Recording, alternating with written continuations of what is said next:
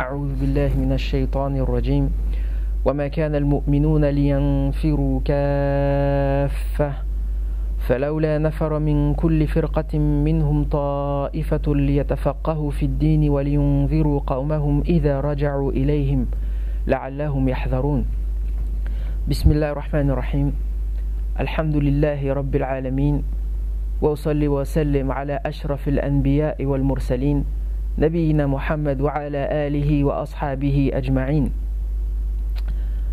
Le verset que je viens de citer est un verset qui parle du djihad.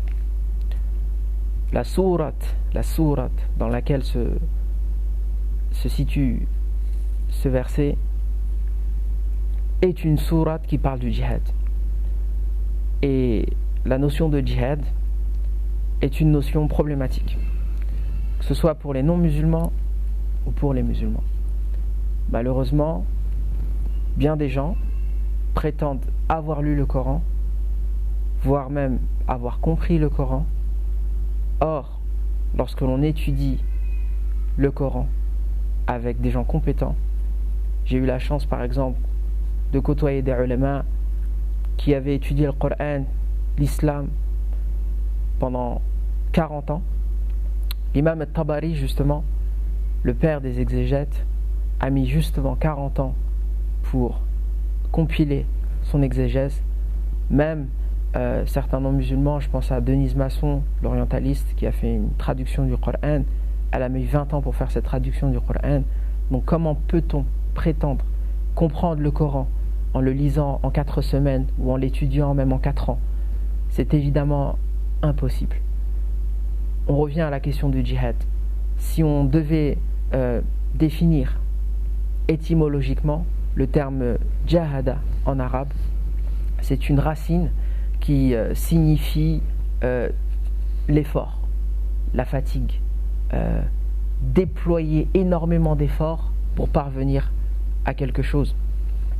Et la forme du terme jihad, jahada, qui est une forme, comme on dit en arabe, lil musharaka, lil musharakati bayna al-ithnayn.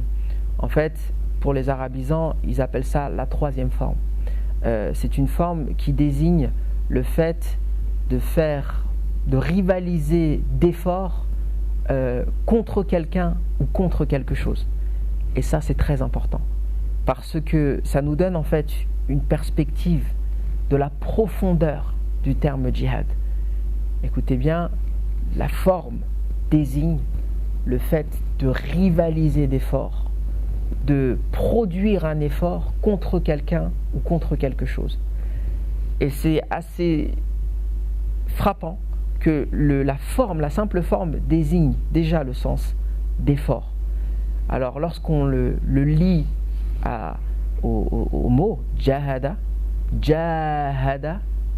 qui veut dire justement s'épuiser dans l'effort, dans une tâche particulière, et que l'on la lie à ce hadith, enfin à ce verset du Coran qui nous parle en fait de l'importance, de la nécessité de rechercher le savoir, de déployer énormément d'efforts pour parvenir à la connaissance religieuse, à la compréhension de l'islam, même dans un contexte de combat, parce que ce verset est un verset médinois, et on parlera Inch'Allah dans d'autres vidéos de la différence entre les versets mécois et les versets médinois.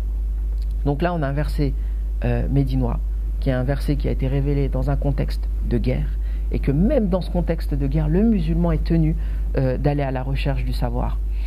Et je pense que si les musulmans s'étaient attachés à ça, s'étaient attelés à comprendre leur religion, eh bien, il y a bien des problèmes qui auraient été résolus, bien des violences qui n'auraient jamais été perpétrées au nom de l'islam.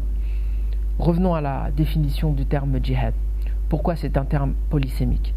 Je vais citer l'imam Ibn al-Qayyim dans Zad al-Ma'ad, qui a recensé plus de 13 significations au terme djihad. En résumé, on n'aura pas le temps de les passer en revue tout de suite, mais en résumé, il y a 4 grands domaines du djihad. Le premier, c'est djihad al-nafs, c'est-à-dire l'effort sur soi. Le deuxième, c'est le djihad contre Satan, djihad al-shaytan. Le troisième, c'est le djihad al-kuffar ou al-munafiqin, c'est-à-dire de combattre contre les ennemis de l'islam et contre les hypocrites. Et le quatrième, c'est le djihad contre les hérétiques, djihad al-mubtadi'a. Et en fait, l'imam Ibn al-Qayyim, lorsqu'il fait ce recensement, il dit en substance qu'il est impossible de combattre les autres formes d'ennemis de l'islam comme shaitan, les hypocrites ou autres, si on ne commence pas par un djihad sur soi-même, djihad al-nafs. Et on verra à quel point c'est important, à quel point c'est primordial. Et lorsqu'il parle du djihad al-nafs, c'est-à-dire l'effort sur soi, il dit le premier effort sur soi à faire, c'est un effort pour acquérir le savoir. On est encore en plein dans le verset. Et pourquoi ? Parce que le savoir, ça illumine la route de la foi. Le savoir religieux, en tout cas la quête du savoir, dès les premiers temps de l'islam, a poussé les musulmans à chercher à guérir les malades. Par exemple, c'est juste un exemple. Le prophète sallallahu alayhi wa sallam dit dans un hadith que chaque fois qu'Allah a fait descendre une maladie, il a aussi fait descendre, créé en fait le remède. À chaque remède, à chaque maladie, son remède. Donc déjà, ça a poussé les musulmans à aller à la recherche de la guérison. Donc ils ont exploré le règne végétal et animal. Ils ont irrigué les sols, justement, pour faire pousser ces plantes. Ils ont fondé des hôpitaux. Ils ont étudié les mouvements des étoiles. Ils ont cherché à s'orienter, à connaître l'heure exacte, leur position géographique. Tout ça pour, on va dire, des finalités religieuses. Et en fait, la recherche du savoir religieux en islam, ça a poussé, ça a repoussé les limites du savoir profane. J'ai un exemple simple. Un jour, je suis traducteur de profession, on faisait une recherche sur la découverte de l'aspect sphérique de la Terre. En fait, depuis quand les musulmans savent que la Terre est ronde? Cette recherche nous a fait remonter jusqu'à Abdullah ibn Abbas, un compagnon du prophète sallallahu alayhi wa sallam, qui fait l'exégèse de Surat al-Takwir et qui dit que les planètes en fait sont sphériques. Ibn Hazm, qui a vécu environ au 4e, 5e siècle de l'Hégire, dit que toute personne qui réfute l'idée que la Terre est ronde est un hérétique. Ibn Taymiyyah, qui a vécu bien plus tard, environ 8e siècle de l'Hégire, dit tout simplement que la personne qui nie la rotondité de la Terre ou le caractère sphérique des planètes de manière générale est un crétin. Voilà à quoi a mené la quête du savoir religieux en islam.